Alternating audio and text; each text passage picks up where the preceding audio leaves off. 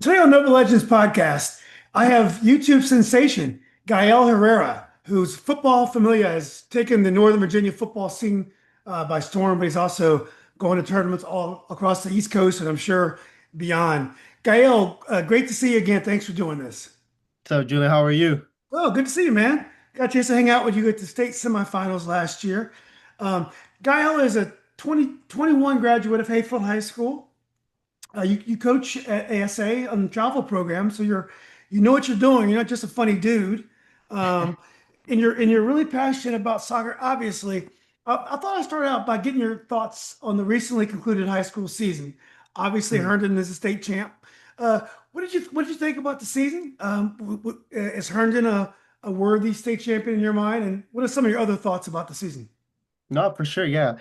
Um, it was it was strange. I feel like a lot of people in a lot of regions thought their teams would win. Like there was a lot of powerhouses this year. Robinsons, the ACs, Westbrook got their name in there later. Herndon's. I heard Westfield wanted to win the whole thing.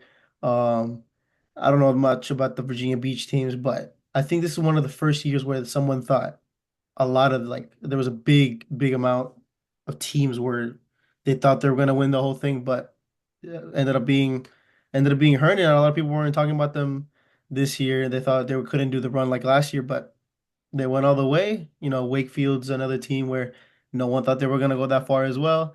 Garfield were the big powerhouses too.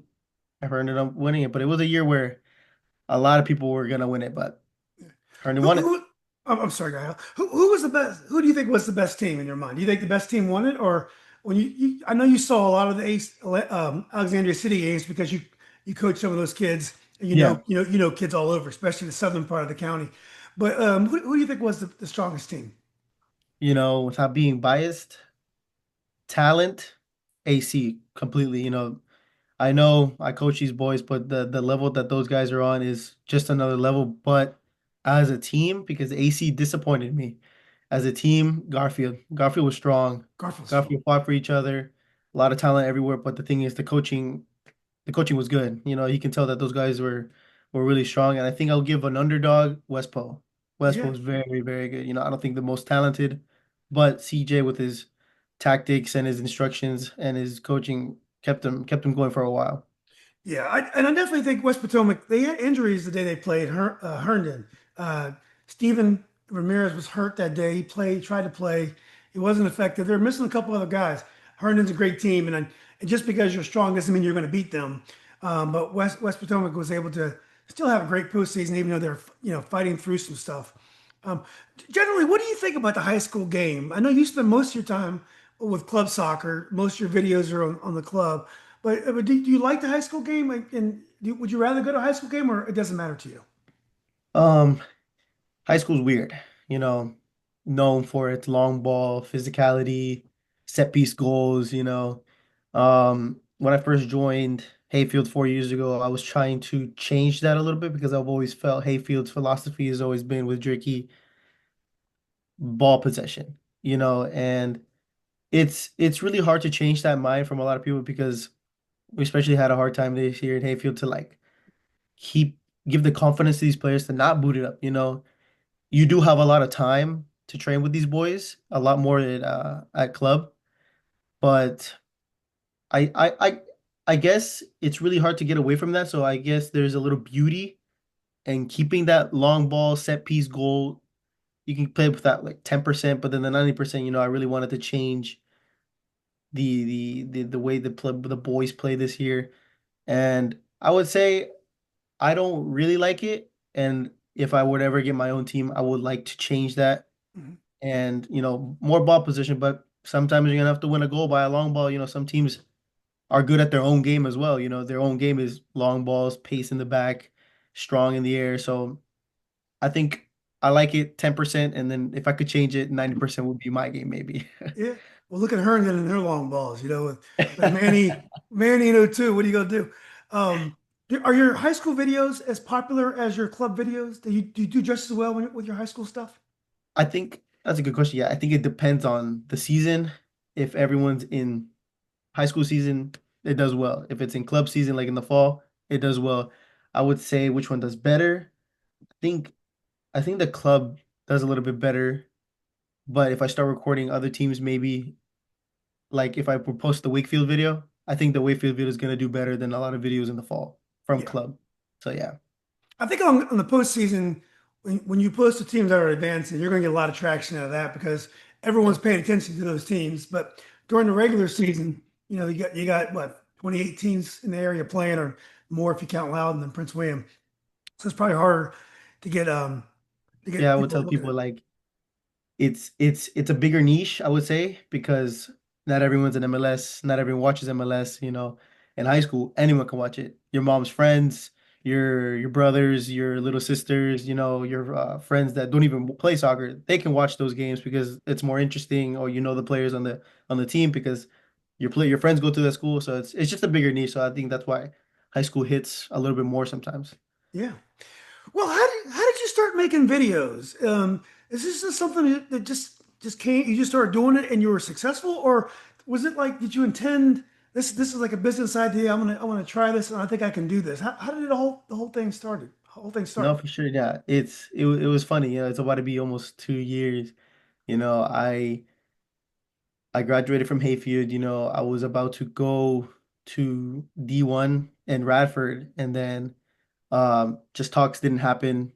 It just didn't end up happening. So I ended up not doing anything. I was gonna start Nova, and then for 2 years straight, 18, 19 years old, I was like, I don't think Nova's it's not my thing. You know, I didn't really complete any of the years. So I was like, what do I need to do? And then God just directed me to like knowing like played MLS a little bit. I played MLS a little bit, played in some good games, some good teams. I was like, I know so many people, so many connections. I was like, let me just start a YouTube channel and just like start doing challenges with these guys. Maybe I can get views because I played with a pro guy here. I played with this Brazilian guy here, dude.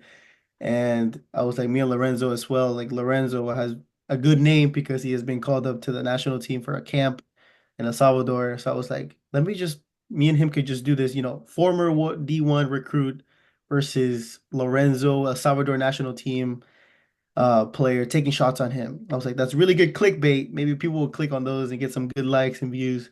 So we started out with challenges. So we were just like, oh, first one to hit the crossbar, first one to score Yeah. 100 goals. And we just started doing that with friends. And then the friends started getting bigger. And then the circle started getting bigger. And that's how we basically started. You know, I've been watching these English YouTubers for like 10 plus years. And that's how they started as well. They started doing FIFA videos. They started Yeah, doing you're talking about videos. You're talking about KSI. Yeah, KSI and his group, the Sidemen, I love them. I watch them all I the love KSI. I was watching him before anyone even knew who he was. He's great. time. Yeah, that's what I'm saying. So those are the reasons why I started. And then yeah, that's how it really started. But it really popped off when one day I will follow Lorenzo to an MLS game, and then I put a fat MLS logo right there on the thumbnail in the picture. Boom, my first 1,000 views. So I think I just stuck from there. No more challenges. Started recording games, and then it just took off. Yeah, real quick, my favorite KSI ones is when he plays against Frimpong. You ever watch the ones when he played against Frimpong, the guy from From he used He's to in play Liverpool back. now. Yeah. But anyway, That's maybe funny. those are way back. So so now when you say football familia, it's just you now? Is Lorenzo still involved or this is just you now? I would say it's still both of us. Okay. Um, there's there's times where you know Lorenzo doesn't really want to is like not able to like be in the videos, and like I'm just like completely okay with that. You know, I always tell Lorenzo like he's literally the talent. He's amazing in the front of the camera, so like I always want him to be part of it. But I was like I'm the editing part, I'm the producer. You know, I'm just trying to start talking more in front of the camera now, but always be us two, no matter where he goes, where he is. It's always gonna be us two. Yeah, Oh, so it's still a partnership. yeah. Oh, okay. That's great. So, when you make videos, do you know which ones are going to be successful, or are you surprised? Like you'll just do something and it's really fun, and you're like, man, this is going to be great. Or do you know going when you start when you like picture it and you kind of plot it out, you know it's going to be successful? Are you surprised often about the success of a video? I think I know when it is and when it isn't. I think I don't know when one is gonna go viral. So like the interviews, especially like I know for sure it's not gonna do that many views. No one wants to like not that many people. I don't want to say no one. Not that many people want to sit down and watch another guys also sit down and talk. So I usually just post those videos to at least have a video to post. Yeah, And of course, like people do want to watch that though, they want to learn from a MLS Academy player. They want to learn from a USL player or former pro player. And I know that some audience wants to see that, but I know for sure most don't. So when I post that, I know for sure it's not gonna get that many views. right. But the ones like I just posted recently, the TST at the soccer tournament, I know it's gonna do well. Bunch of Yeah, stars. The ones in high school, maybe not a regular game, but playoff game, like the Wayfield game, I know for sure he's gonna do well. Um, but yeah, but like viral ones, like I've only had like two huge ones, like when we beat Philly Union or the one the 11-0 with SYC. For sure, I was like, I would tell my friends, I remember that day, I was like, this 11-0 game is gonna do views. That's my number one now. So like I don't know when it's gonna go viral, but I know when it's gonna do good. Yeah. right. Do you have any idea what about those videos made them so special? Just the content that was going to get a lot of eyes on Such a good question because like I don't like it? I know for sure, like I'm gonna say myself, of course, I think every video is good. Nah. But I know for sure it was like I know it's good, but it's just so hard to see when it's viral because like I know a lot of people go famous in TikTok and in Instagram Reels when like they know their video is gonna be good and funny, but like they wake up the next morning, it's just viral. So it's just like it's so hard to like figure out what makes it like click, click, click, click, click. And I don't know. I still need to figure that out. Yeah. I did a video last week with I don't know if you don't know basketball, but AZ Fudd plays for UConn. They won the national championship, and her parents played in Northern Virginia. They were great players too. So I interviewed Mhm. them for the second time. I had 5,000 views in one day. I never get that. And I don't know, it was good. The content's great. They're amazing. I don't know why. And so of my three most popular videos, two of them are them. And it's Mhm. crazy. I mean, I don't know why when I interview them, it takes off so quickly, but it always does. And Yeah. even Grant Hill, who's a Hall of Fame basketball player, it took me, 2 years to get over 5,000. So I can never tell. So I was wondering about you. Now, do people think what you do is easy? Like, do people like when they underestimate the difficulty of what you do? Do you feel that way? No, I don't think I felt that way, as soon as they see me, they know they're gonna be recording. Um, I do feel like it could be a little bit undermined, It's of course it's a huge privilege to like at least make a little bit of money off of it. So I really try to work on it and really put my full effort. But if these guys could see the background and the behind the scenes on how much effort I really put in, they'll be like, oh shoot, like it's still a good amount of time. It's not like my parents working 12 hours a day as a serving shift at all, but like it's still like a little bit a good amount of work. It's not like just like record, post, it's hours of editing. And also I really focus on my camera movement as well. It might be looking like I'm over here just holding my camera at 90 degrees, but I really focus on trying to get into people's faces or like really reach over here because I feel like also that's engagement as well. The way I hold my camera is also how people are going to engage in my video. So I think maybe a little bit, but it is still recording, Yeah. It's not the hardest job in the world, yeah. Yeah. Now with me, I interviewed as part of my job, my career, but I admit I've had role models to improve my ability to interview people. I've listened to some of your interviews; they're really good. I thought you did a great interview with CJ Thank you, a thank you. few years ago. Yeah, is that something you have to think a lot about and practice and be thoughtful of how to conduct an interview? Yeah, I guess so, yeah, a little bit. I think I've always been really good at matching people's energies, just making them feel a lot comfortable. I don't know if you ever noticed, but in the interviews, the first question I always ask is, "Are you nervous?" And I always ask that just as the icebreaker. And then some people, they just like keep it serious and they're like, "No, I'm okay." And then other people like start laughing, start chuckling. I'm like, I just like to like match people's energy and just make them feel comfortable. I always ask people like, "Hey, if you want to bring someone that whatever, just to be on the sideline or just watch you, bring them ahead. Like I don't want to be just 1v1 with you to like make you feel uncomfortable." Yeah. But no, I just match their energy, and then try not to ask too many personal questions Yeah. because you don't want to scare them away, but make them also also speak on them and letting them know that I'm also listening. I'm also responding. I'm not just talking in front of the camera. I was like, I also ask people like, hey, if you want to, like, I know the camera's in front of your face, but you can look in my eyes if you want. You don't have to look at the camera. Like you can be talking to me. Yeah. But yeah, I think number one is just like making them feel comfortable and heard. Yeah. Yeah. Well, that's great. You do a wonderful job giving interviews. It's one of those things where I like listening to others do it, but your own style ends up evolving. And I think when you do it right, people can tell. Um, do you enjoy the celebrity that comes with this? Like it is weird because when you go to a game, when I go to a game, people know us because we know it's a chance for them to get exposure, you much more than me. But people really want to see you. Do you enjoy that celebrity, or sometimes can it be overwhelming?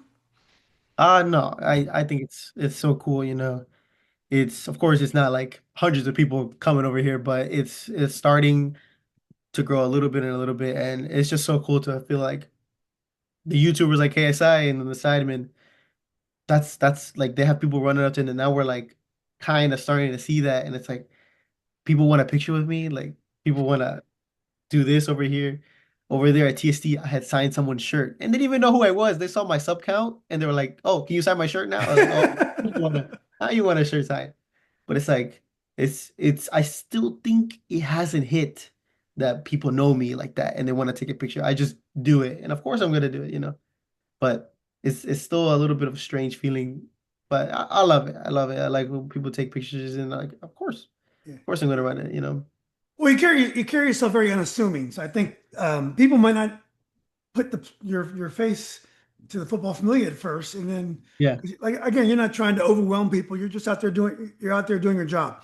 Now, do you get haters? Like every once in a while, I'll get some hate messages, and it's strange. I went to a game locally. I live in Loudon now, Mm, and one team got crushed, and I had a picture of the referee who I know real well. He got kind of caught in the play, so I took a picture of it. It kind of made fun. I was making fun of him. Well, the team that mm. got beat, I started getting nasty messages from them, and I wasn't even talking about them. I was laughing at the referee. So this probably wouldn't happen as much in Fairfax County because everyone knows me, and they know I'm Mm. a dad of a former player and stuff. I guess Loudon people don't really know who I am, but I get it occasionally. I get some hate stuff. Does that happen to you? That people get offended and they reach out to you? Actually, not a huge amount, but still okay amount. But I don't know, just me, the way I grew up. I love it. I feel like it's I grew up with my friends always like not in a bad way, but making fun of me. I always do it back. My parents have always been like the jokesters to make jokes like that as well. Also, again, the YouTubers that I watch over there in England, the Premier League and everything, it's part of the game, you know what I mean? When soccer players get made fun of and then get hated on. I don't know I don't know if I ever have like something extreme. Maybe it'll make me feel sad type of something, but nothing has ever made me feel like, oh my gosh, like I can't take this anymore, or like this Yeah. hate is too much. I think I love it. It's just funny to me because I'm over here also playing FIFA. I be hating on people and commenting after the game like, "Oh, you suck. You shouldn't have deserved to win." So I don't know. I love it. It's super funny to me. Yeah. Exposure as well. Yeah, exactly. I guess there's really no bad exposure. So, Yeah. what are some of your tips for people who want to start a YouTube channel? Like people that I know you have some young folks. Like my daughter's has a very successful little channel. She doesn't do much with it now, but it's gone really well for her. Nowhere near like yours. But what kind of advice do you give to kind of like novice YouTubers or wannabe YouTubers? hmm that's a good question. Yeah, it's I feel like there's a lot of blueprints and templates, but the way I see it from my beginning, to at least get a little bit, because I still need to learn a lot to get to like huge levels. But for me, maybe a little bit is like two things, maybe technology and electronics, good cameras, this and that. You don't. You can literally start with your iPhone. You know what I mean? There's a YouTuber that I watch, Ryan Trahan, 50 million subscribers. Right now, he's doing this like 50-day series. iPhone. That's all he uses. So, but with that phone, I would say get stable shots. whether it's playing outside with your friends, set it on a tripod.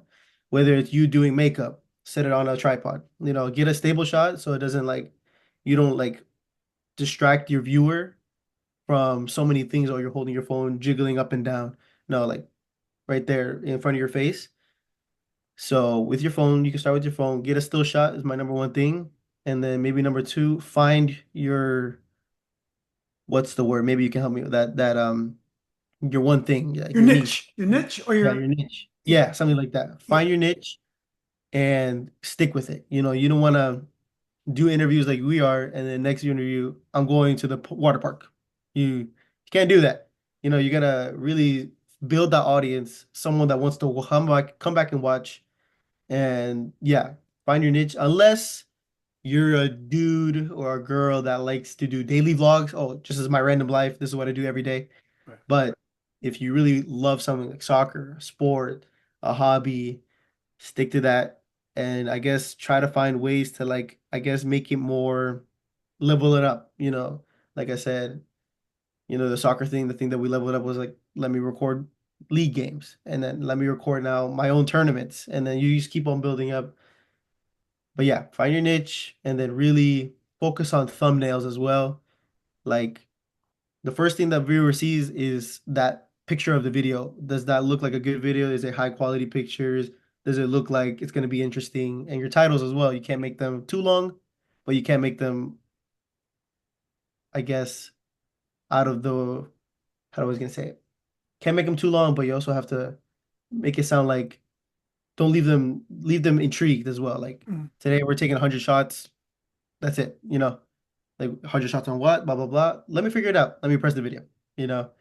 But yeah, I think it was actually three things. Yeah. Still camera shot, find your niche, and also your thumbnails as well. Make sure you have good pictures. Yeah. It seems to me you like your videos are usually like 5 to 10 minutes long. Is that what you kind of shooting for? What about length of video? What do you recommend for that? That was also it's strange. I think the YouTube world it's I think it also depends on your niche as well. Mine around now go around like 10 to 15 now, or maybe 15 to 20. But there's a bunch of YouTubers like who get famous for 4 minute videos, 5 minute videos. People go famous for hour-long podcasts. It's really weird. I guess it's the way you build your audience to see how you like it. Maybe you can try hour-long videos, and if it starts working out, there you go. You start making hour-long videos. Um, but I don't know. Maybe you can start out with 5 to 10 minute videos if I were to say this somewhat because it'll be easier to edit, not that long. You can upload it easier. But I think that's one of the things you gotta test it out. That's another thing also, like I wanted to add. You gotta test it out. You gotta keep on working. Your first 100 videos, of course, are never gonna get the most views. And you might think this is a masterpiece, but in the next 100 videos, when you see like you go back and you're like, what was I doing? Yeah. And I do the same to myself. I'm like, what was I doing in these videos? But you have to learn, you have to experience. I always tell people the best practice is experience. You have to go. You have to go. Yeah. Gael, when you let's say you did a video a year ago and you know it was very good, but for some reason it didn't work within the YouTube analytics or whatever the algorithm that they use. Is there a way Mhm. you can re-energize it? Will you like take it and bring out new clips and try to start again? Because you know it was good, it just never really caught fire. Or you just move on and don't worry about it. No, I think I move on and don't worry about it. It's one of those things. It's like a trend. You did a trend, it didn't get that many views. You can't go back to the trend. It's old, it's past. You got to go with the good times and the new times. And yeah, I think I would just leave it. Yeah. Yeah. How about timeliness? Like when you did a couple videos, I know you haven't released them yet because I've been anxious to see what you do with them. How important is it for you to get the video out the next day, or for you it's just quality that matters? If you're covering an event and you worry about getting it out right away, or you want it to be perfect when it comes out? Uh, I think it's a mix of both. You know, like especially right now, I have a lot of videos backed up, like you said. The Wakefield game, huge game, especially that turnaround at the end was exciting. It's That's important. gonna be that's gonna be huge when that comes out. I hope. It's important to get a good quality. I don't want to rush it, but at the same time, you got to rush it as well a little bit because, like I said earlier, about the trends. they go away. So like in 2 weeks, 3 weeks, no one's even talking about the finals anymore. High school, they're over here going to their beach weeks. They're over here going to their summer vacations and stuff. They're gonna forget about it. It can still be exciting a little bit, but it's not as exciting if I posted it next week. Oh, finally, like he's posting this video where we scored the penalty shootout and we won after a comeback. But yeah, it's one of those trends. It's like no one's gonna talk about it in a while, so try to get it out as soon as possible. But gotta take my time. I feel like I've always been good at working fast, but working with quality. So, but yeah, not too long, but not too short. Exactly. What about other social media platforms to enhance your YouTube viewership? Like I know you have a great Instagram site, and I'm going to leave all the your information folks can find you. But how do you use other social media to enhance your YouTube viewership? Uh, so yeah, I'm on Instagram and on YouTube Shorts and TikTok. I haven't really found the hits on how to get those even bigger. I'm still trying. I feel like this summer I'm gonna do a lot more videos like front on like skits. Me and Oh, Lorenzo are gonna try cool. to do a lot of those because that's what hits with short form content. Usually I just screen record a part of my video that I posted on YouTube and then I put it on my short form platforms, but they usually don't do that well. But I just do it just to get some numbers out, just to get some views out, and maybe again, luckily a viral video out, which I had like two or three that have done that. But it's if I were to tell people, it's like it is important to have those platforms as well because as annoying as it is, I don't know if you know the word brain rot. It's huge now. Brain rot is just like people who just doom scroll the whole day. And people like love that stuff, like those 5, 10 second clips that were hilarious in that YouTube video. So now people make a bunch of clips. People who stream now, they have people that they pay to create little clips from their streams so they can go viral. More people see it, new audience see it. So it's important, but I'm still trying to find my niche in that. And instead of just putting my videos, little parts of my videos inside, I want to create my own videos, more like, oh, like recreating the goal that Mbappe scored today in the Club World Cup, something like that, something recent, and then I can put it out there. But we're still trying to push those platforms, but it's definitely important because it's it's a place where new audiences can be created. Yeah. Yeah. Well, when you look ahead, and I know you're a young guy, do you see yourself? Would your ambition be to do YouTube as a career, or I know one of my favorite English YouTubers, Stunt Peg. You know her? She goes to all the. Oh, you No. should check her out. She's great. Okay. She started as a YouTuber, did phenomenal, and now she's on the I don't know if the BBC, but one of the major networks in England. She's doing Good. studio work with them. Would you love to just continue to create in YouTube, or would you like to go to other platforms eventually? Ooh, that's good. That's really good. I always think about this because, the goals are to go super far, but I don't know. I think it's in the unknown right now, Before I even started this whole YouTube thing, I didn't go to school that much. I was like, I want to coach. I've always loved to coach. So I feel like maybe get big enough where I create my own academy and then I could coach there or like at least be some part of that. But with the YouTube part, if I were to stick, I think I also want to get, you know, just keep on pushing with that. Actually, yeah, I think keep on pushing with that, see where that goes, but also create my own academy. My whole goal, actually, with this whole thing in the beginning was to, yeah, again, create my academy, but just send people to places if they're in my academy, they're working well, great coaches. Send people places like MLS academies or trials without paying anything. Because, growing up here in the DMV, ballers, but they go unknown because before you had to pay for academies, before you had to pay for great trainings. Even though I think the best ballers are the street ballers, you grow up there. But at the end of the day, they don't have the funds to be going to these trials, airplane tickets, hotel stays. My whole goal is to get these ballers to go over there and be like, hey, don't worry. Like my goal is here to train you with the best coaches and then send you over there. Doesn't work out, you come back, but completely free. Send you to Denmark, completely free. Spain, completely free. Don't worry. And yeah, just make the DMV represented, make for me, the top three regions in this nation is California, DMV, New England, best soccer. We gotta put those ballers on the map. But Yeah. yeah, I think create my academy, but also keep pushing my YouTube. Yeah, and I definitely think you've added to the energy. I mean, to me, the quality in high school soccer this year was higher than I've seen. I've only been following since Chandler was playing 5 or 6 years, but I counted like 18 Division One players this year out there. And I remember 3 or 4 years ago there were two Division One players in all Met only. So the quality, and I think a lot of the things that you're doing is adding to the energy that we have going on up here. It also occurred to me, when I pronounce your name right, Gael, I remember watching you play now. Did you play with Marky Sanchez? Did you play with Mark some a little bit With growing up? Silva? Yeah, I'm sorry, Mark Silva. Yeah, Yeah, SYC. yeah, I remember Yeah. you now. It was funny. I never knew that was the same guy. But yeah, I used to watch you play. Chandler, I Really? think That's was a year funny. behind. I think he was a year behind you, I believe. But I think Before? you were 02, 03. Oh, three. Yeah, Chandler was 03. Yeah, so he played against you. Yeah, I remember you now. You were a really good player. Oh, thank you. Yeah, it's just so funny. I didn't realize it was the same Gael. Um, but Yeah. because I always pronounce your name Gail incorrectly. So yeah, yeah. Well, good. Well, cool. Well, look, I wanted to talk a little bit before we leave about summer soccer.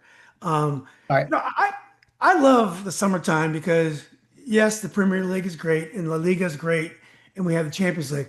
But summer's kind of cool because we have these summer tournaments. Like we have this year, what is it? The gold, I think the gold cups this year, and they got the, the, You go the up. club gold cup, and there's all these different types of soccer. Do you enjoy the soccer in the summer? And what are some of the tournaments you're going to be watching?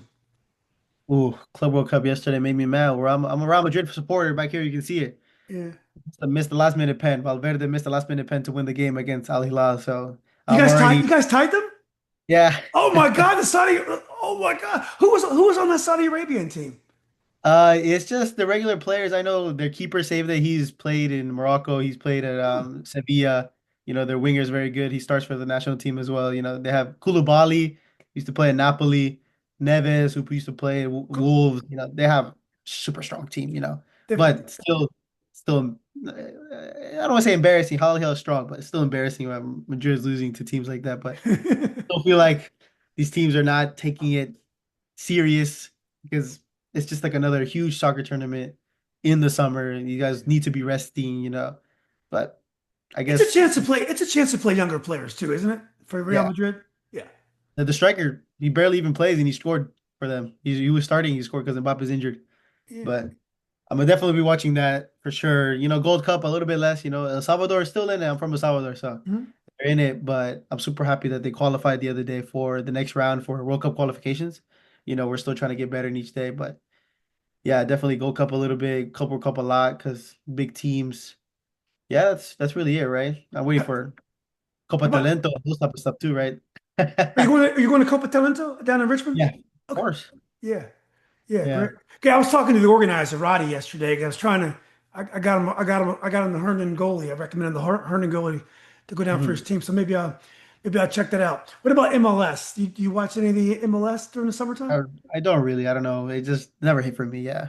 Right. Yeah. Yeah. Me too. Yeah. Yeah. Anyway, well, look, guys, this is great, man. I enjoyed talking to you. You got a lot of great views. It's easy to see why you're so successful. People should. I'll leave your information. People, most of my listeners already are your listeners too. But make sure you subscribe. Don't just listen. Subscribe to his Thank you. Thank YouTube you. videos because they're great. Whenever you put one out, everyone's always so excited. So I can't wait to the Wakefield one comes out, and also the Robinson Lewis one, right? Or no, the what was the one you were holding The from Robinson Westbrook. Westfield? Yeah, Yeah. that should be coming I out think too, right? I'm gonna combine the AC Westpro game into the final game as well. I'm gonna Okay. combine them and then make it one video because I just didn't record too much in the final. Yeah. Yeah. Okay. Well, good. Yeah. Then I'll make sure I'll share those on Instagram. But anyway, Thank you. look, Thank you. well, look, man, great doing this. Hope to see you on the field soon. Of course, I'll see you around. Okay, Gail. Thanks, everybody.